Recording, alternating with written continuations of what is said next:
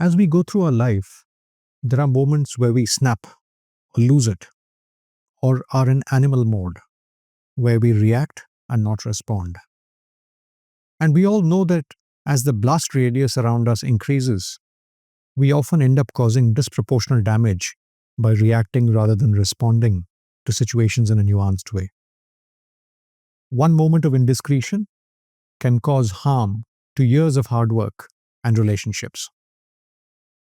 Not just at work, even at home, reacting and not responding can really cause damage to relationships and happiness in the household. The antidote to this is mindfulness. When we think of mindfulness, we often think of somebody sitting under a tree meditating in solitude and silence. It often sets the bar very high for common people who lead a busy life with a limited window for these kinds of conditions. Needless to say, there is merit in silence and meditation for prolonged periods of time, but there is an opportunity for us to be thoughtful in the rhythm of our daily life. Rich Fernandez, who was the CEO of Search Inside Yourself, an organization that was incubated in Google, talks about this idea.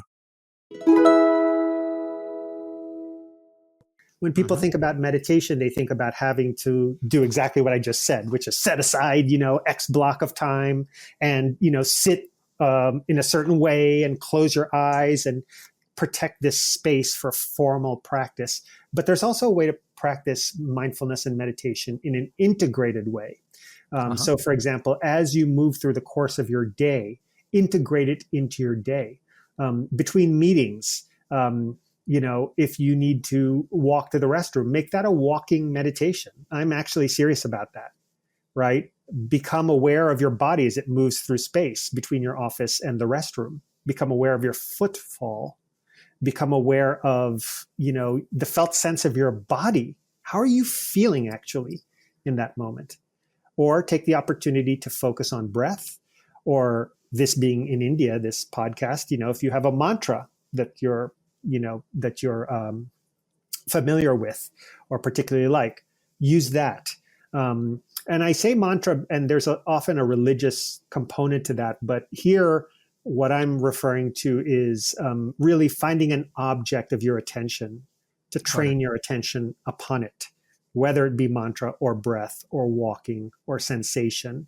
You can really do this throughout the course of your day. I was driving to work today, and I was focusing on my breath, not so much so that I wasn't able to drive, but when there was a red light, when I was stopped in traffic, in and out for 3 breaths, I noticed my breath. Next stoplight, same thing. Integrated practice is also a helpful one.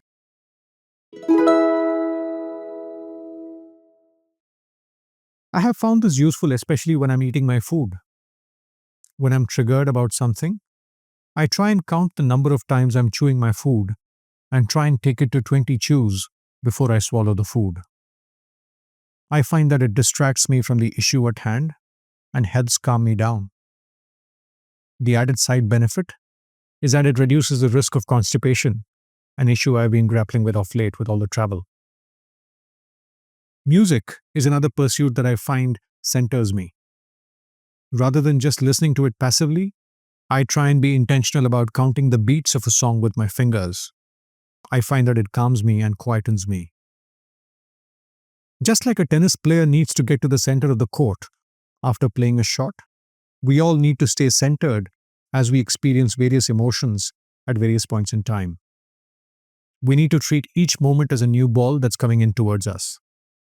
Being in center of the court puts us in the best position to respond to it. What are some of the things you could try in the rhythm of your life?